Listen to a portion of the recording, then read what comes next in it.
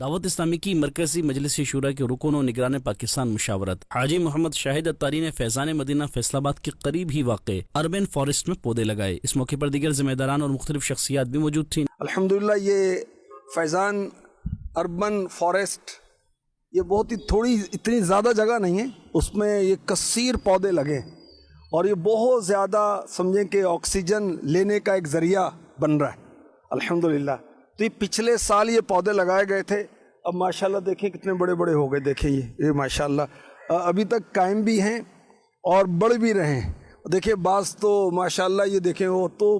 کہاں تک پہنچ گئے۔ اسی طرح رکن شورا حاجی محمد سلیم اتاری نے ملتان ڈسٹرکٹ لاڑ میں ایک نجی اسپتال میں انتظامیہ کے ہمراہ اسپتال کے احاطے میں پودے لگائے۔ رکن شورا نے گزشتہ سال 2021 میں یہاں لگائے گئے پودوں کا وزٹ بھی کیا۔ اس حوالے سے رکن شورا نے مدنی خبروں سے گفتگو کرتے ہوئے بتایا، 1 اگست جیسا کہ پوری دنیا میں اعلان کیا گیا تھا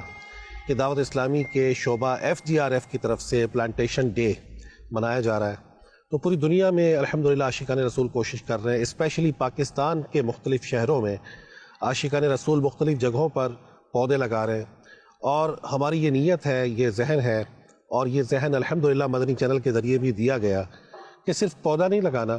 بلکہ اس کی دیکھ بھال بھی کرنی ہے اور اسے درخت بنانا ہے۔ ایک پودا لگایا ہم نے حضرت امیر المؤمنین حضرت عمر بن خطاب رضی اللہ تعالیٰ عنہ کی روح مبارک کے ایصال ثواب کے لیے، اور دوسرا پودا جو ہم نے لگایا یہ شہدائے کربلا علیہم الرضوان بالخصوص امام علی مقام، امام حمام، نواس رسول، سبت رسول، جگر گوشہ بطول سیدنا امام حسین رضی اللہ تعالیٰ عنہ اور شہدائے کربلا علیہم الرضوان کی ارواح طیبات کے ایصال ثواب کے لیے اللہ رب العزت ان نفوس قدسیہ کی برکات ہم سب کو اپنے کرم سے عطا فرمائے۔ جبکہ رکن شورا حاجی محمد اسلم اتاری نے فیضان مدینہ خانپور اور پریس کلب رحیم یار خان میں شجرکاری مہم کے سلسلے میں پودے لگائے۔ اس موقع پر ڈویژنل نگران اور دیگر ذمہ داران بھی موجود تھے۔ صدر رحیم یار خان پریس کلب چودھری جاوید اور دیگر اسلامی بھائیوں نے بھی شرکت کی۔ رکن شورا نے پودے لگائے، دعا فرمائی۔ دوسری جانب رکن شورا حاجی وقار المدینہ اتاری نے بھی وفاقی دارالحکومت اسلام آباد کے 2 مقامات پر شجرکاری مہم کے سلسلے میں شخصیات کے ہمراہ پودے لگائے۔ رکن شورا نے دیگر ذمہ داران کے ہمراہ سیکٹر F9 میں قائم سندس فاؤنڈیشن کے ڈائریکٹر جنرل آفتاب سنگھ کے دفتر میں ملاقات کی اور FGRF کے تحت 1 اگست 2022 سے ملک بھر میں شروع ہونے والی شجرکاری مہم کے حوالے سے بتایا اور انہیں بھی شجرکاری مہم میں حصہ لینے کا ذہن دیا، جس پر ڈائریکٹر جنرل آفتاب نے رکن شورا کے ہمراہ F9 پارک میں پودا لگایا۔ اس حوالے سے رکن شورا حاجی وقار المدینہ اتاری کا کہنا تھا،